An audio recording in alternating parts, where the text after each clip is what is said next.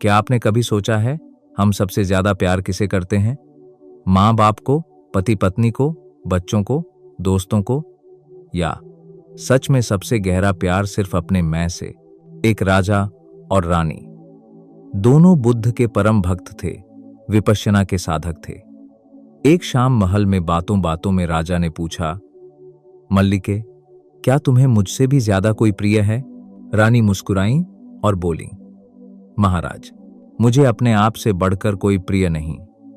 राजा ने भी हंसकर कहा, मल्लिके, मैं भी यही कहता हूं। दोनों प्रसन्न हुए क्योंकि दोनों ने सच्चाई देख ली थी। दोस्तों, यही है आत्मनिरीक्षण की शक्ति। जब हम भीतर झांकते हैं तो सबसे बड़ा रहस्य खुलता है। हमारा सारा प्यार, सारी आसक्ति, सारा दुख सिर्फ एक मैं से शुरू होता है। आज की इस वीडियो में हम यही गहरा सत्य देखेंगे।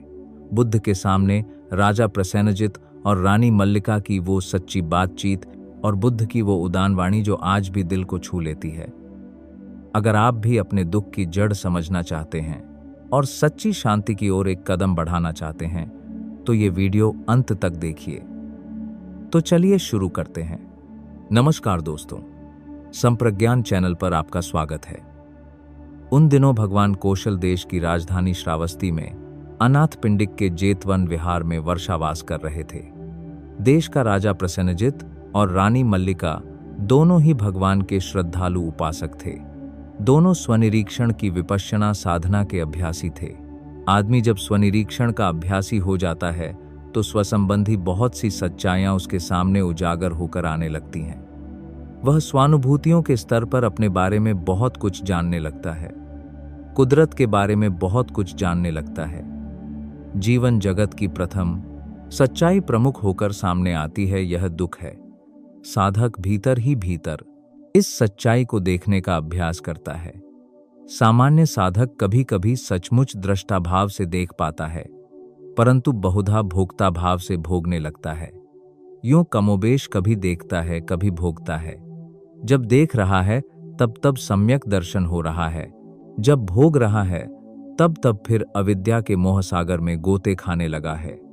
सम्यक दर्शन होने लगा है, यानी सच्चाई का यथाभूत यथातथ्य अनुभव होने लगा है।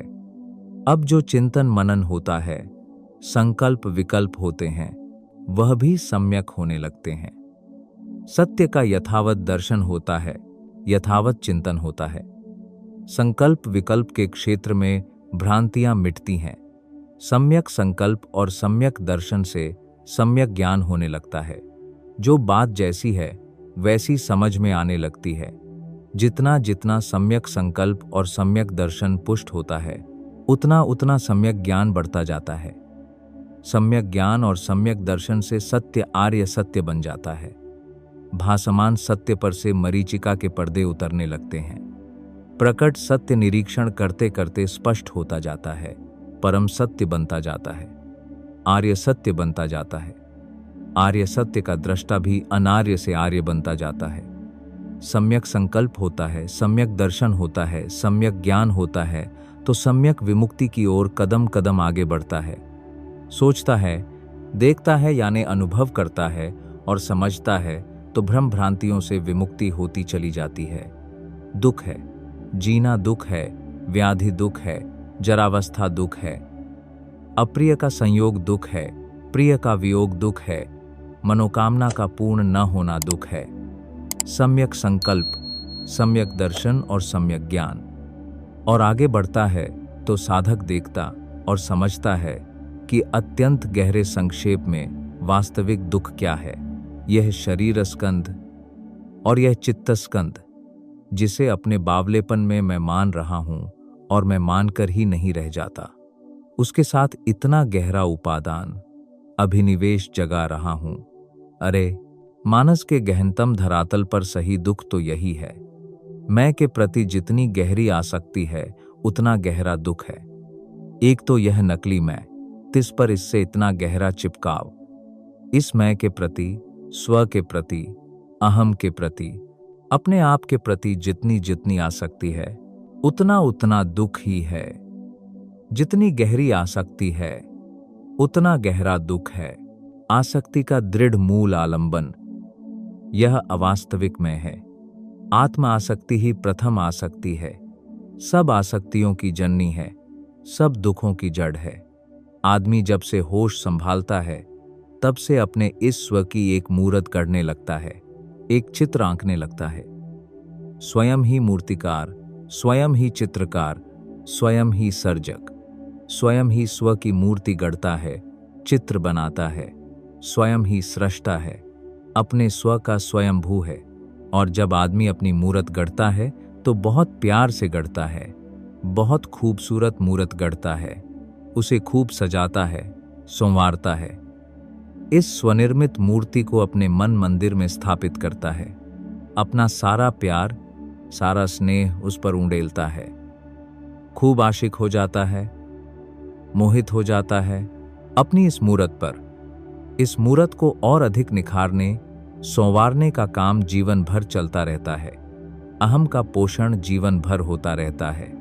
आदमी अपने इस अहम को खूब हृष्ट पुष्ट करता रहता है। जितना अधिक हृष्ट पुष्ट करता है, जितना अधिक स्नेह से सजाता और संवारता है, उतना ही अधिक इस मूरत के प्रति आसक्त होता जाता है। उसे इस मूरत से बढ़कर संसार में और कुछ भी, कोई भी प्रिय नहीं लगता। अनन्य भाव से अपना सारा प्यार इस मूरत पर उड़ेलता है। अपने से बढ़कर उसे और कोई प्यारा नहीं लगता। साधक के सामने यह सत्य उजागर होता है। सत्यदर्शी, आत्मदर्शी राजा प्रसेनजित दिन भर की प्रशासकीय जिम्मेदारियों को पूरी करके सायंकाल विश्राम के लिए महल की ऊपरी मंजिल पर रनिवास में आता है। सत्यदर्शिनी रानी मल्लिका मुस्कुराकर उसका स्वागत करती है। सम्राट पूछता है, मल्लिके, तुझे संसार में तेरे अपने आप से बढ़कर भी कोई प्रिय है? दूसरे शब्दों में कहें, क्या तू स्वकेंद्रित है, स्वार्थिनी है? स्वदर्शिनी रानी सत्यभाषिणी भी है। मुस्कुराकर कहती है, नहीं महाराज, मुझे अपने आप से बढ़कर कोई भी प्रिय नहीं है, यानी सचमुच मैं स्वकेंद्रित हूं। और मुस्कुराकर बदले में अपने पति से वही प्रश्न करती है, महाराज आप बताइए, क्या आपको भी अपने आप से बढ़कर कोई अन्य प्रिय है? दूसरे शब्दों में, क्या आप भी निपट स्वकेंद्रित हैं, स्वार्थी हैं? बात झगड़े की सी हुई, परंतु राजा प्रसेनजित भी रानी मल्लिका की भांति स्वदर्शी था, सत्यदर्शी था, तो सत्यभाषी भी था। मुस्कुराकर कहता है, नहीं मल्लिके, मुझे अपने आप से बढ़कर कोई प्रिय नहीं है, यानी मैं भी स्वकेंद्रित हूं, स्वार्थी हूं। इस सत्य संभाषण से दोनों ही धर्मभाषी प्रसन्न हुए। सचमुच अपने आप से बढ़कर और कोई प्रिय नहीं होता। अपने आप के प्रति गहरा प्यार होता है, गहरी आसक्ति होती है। इसीलिए अपने आप को सुरक्षित रखने की चिंता जन्मती है। स्व के अनिष्ट का भय जागता है। जहां प्यार है, आसक्ति है, वहां निश्चय ही भय है, आशंका है। अनिष्ट का भय, असुरक्षा की आशंका, चाहता है कि यह अपनापा, यह स्व कायम रहे, अनंत काल तक कायम रहे। जो भी व्यक्ति, स्थिति, वस्तु, घटना इस मैं के प्रति उत्पन्न हुए अनिष्ट के भय को, असुरक्षा की आशंका को दूर करने में सहायक होते हैं, वे प्रिय लगते हैं। जो सहायक नहीं होते, वे प्रिय नहीं लगते। जो इस भय, आशंका को दूर करने की बजाय बढ़ाते प्रतीत होते हैं, वे अप्रिय लगते हैं। वह व्यक्ति कोई भी हो, वह वस्तु, स्थिति, घटना कैसी भी हो, इस मैं के प्रति, अपने आप के प्रति बड़ा प्यार उमड़ता है तो इसे सदा सुखी रखना चाहता है। इस मैं को सुखी, सुरक्षित रखने के लिए नाना प्रकार की योजनाएं बनाता है। भविष्य के लिए सुनहरे सपने संजोता है। इस स्वप्निल चादर के ताने बाने बड़े मोहक होते हैं और उनके प्रति बड़ा प्यार जागता है, बड़ी आसक्ति जागती है। इस ताने बाने बुनने में जो जो सहायक होते हैं, वे बड़े प्रिय लगते हैं। वे कोई भी हों, कैसे भी हों, तो प्यार अपने स्वप्नों से है, अपनी अभीप्साओं से है, अपनी तृष्णाओं से है। और यह स्वप्न, यह अभीप्सा, यह तृष्णा अपने इस मैं के सुरक्षित और सुखी रहने की ही तो है। अतः मूलतः प्यार अपने आप से है, अपने इस मैं से, अपनी बनाई हुई इस मूरत से है। आत्मदर्शी, सत्यदर्शी साधक देखता है कि सचमुच उसे कितना गहरा प्यार है इस स्वनिर्मित मैं के प्रति। जब तक कोई इस मैं की आसक्ति से पूर्णतया मुक्त नहीं हो जाता, तब तक प्यार मैं से ही करेगा, मैं के स्वप्नों से ही करेगा। मैं और मेरे स्वप्नों के प्रति जो प्यार है वही प्राथमिक है, वही प्रमुख है, और सारे प्यार गौण हैं। सारे पारस्परिक संबंध इस मैं पर ही आधारित हैं। मैं संबंधी स्वप्नों पर ही आधारित हैं, जिनको हमारे स्वप्नों से कोई वास्ता नहीं। वे न हमें प्रिय हैं न अप्रिय। जो स्वप्न का साधक है वह प्रिय है, जो बाधक है वह अप्रिय है। जितना जितना साधक है उतना उतना प्रिय है, जितना जितना बाधक है उतना उतना अप्रिय है। चाहे वह माँ हो या बाप, पुत्र हो या पुत्री, भाई हो या बहन, पति हो या पत्नी, गुरु हो या शिष्य, अड़ोसी हो या पड़ोसी, छोटा हो या बड़ा, दूर का हो या दूर का, कोई भी तो फर्क नहीं पड़ता। दो भाइयों में प्यार जागता है, वर्षों चलता है, खूब पनपता है, खूब बढ़ता है। लोग समझते हैं बड़ा गहरा प्यार है परस्पर। वे दोनों भी यही समझते हैं, पर नहीं जानते कि प्यार एक दूसरे से नहीं, अपने आप से है, अपने स्वप्नों से है। प्यार गहरा होता गया क्योंकि दोनों के स्वप्न एक जैसे थे। एक का स्वप्न पूरा होता तो दूसरे का भी अपने आप पूरा हो जाता। दोनों के सुख सुरक्षा के स्वप्न बिल्कुल एक दूसरे से मेल खाते थे। अतः दोनों अपने अपने स्वप्न पूरे करने में स्वभावतः एक दूसरे के सहायक, एक दूसरे के सहयोगी बने रहे। यह क्रम वर्षों चला, आधी शताब्दी तक चला, परंतु इतने लंबे अरसे के बाद एकाएक दोनों के स्वप्नों में अंतर आने लगा। दोनों की सुरक्षा, दोनों के सुख भिन्न भिन्न हो गए। भिन्न भिन्न ही नहीं हो गए, एक दूसरे के विरोधी हो गए। एक का स्वप्न पूरा हो तो दूसरे का खंडित हो। अब देखो कहाँ गया वह प्यार जिसका इतना नाज था दोनों भाइयों को, जिसकी इतनी चर्चा थी लोगों में। दोनों एक दूसरे के पांव तले की धरती खींचने पर उतारू हो गए, एक दूसरे को कोहनी मारकर अपने रास्ते से दूर हटाने पर तुल गए। सारा भाईचारा रफू चक्कर हो गया।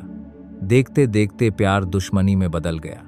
समय आने पर ऐसा भाई भाई में ही नहीं, पति पत्नी में भी होता है, बाप बेटे में भी होता है, गुरु शिष्य में भी होता है, मित्र मित्र में भी होता है। साधक साधना में पकता है तो इस सच्चाई को समत्व बुद्धि के साथ स्वीकारता है। नहीं पकता तो व्याकुल होता है, व्यथित होता है, स्वयं भी व्याकुल व्यथित होता है, औरों को भी व्याकुल व्यथित करता है। राजा प्रसेनजित और रानी मल्लिका ने यह सच्चाई खूब समझी।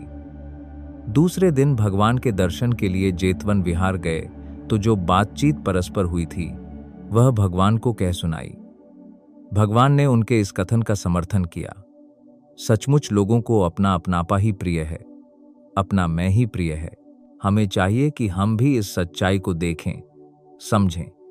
जैसे मुझे मेरा मैं प्रिय है, मेरे स्वप्न प्रिय हैं, ठीक वैसे ही औरों को भी अपने अपने मैं प्रिय हैं, अपने अपने स्वप्न प्रिय हैं। जैसे मेरे मैं के विरुद्ध किसी के द्वारा कुछ भी किया जाना मुझे अप्रिय लगता है, ठीक वैसे ही किसी अन्य को भी अपने मैं के विरुद्ध, अपने स्वप्नों के विरुद्ध कुछ भी किया जाना अप्रिय ही लगता है। साधक अपने जैसा सबको जाने और यूं जानकर किसी के मैं को आघात न पहुंचाए, किसी के स्वप्नों को चोट न पहुंचाए, किसी को न सताए।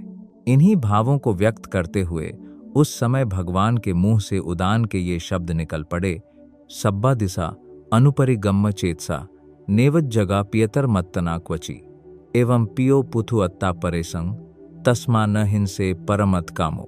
चित्त को सभी ओर दौड़ा कर देखें, अपने से प्यारा कोई नहीं दिखता। जो बात अपने बारे में सच है वही औरों के बारे में सच है।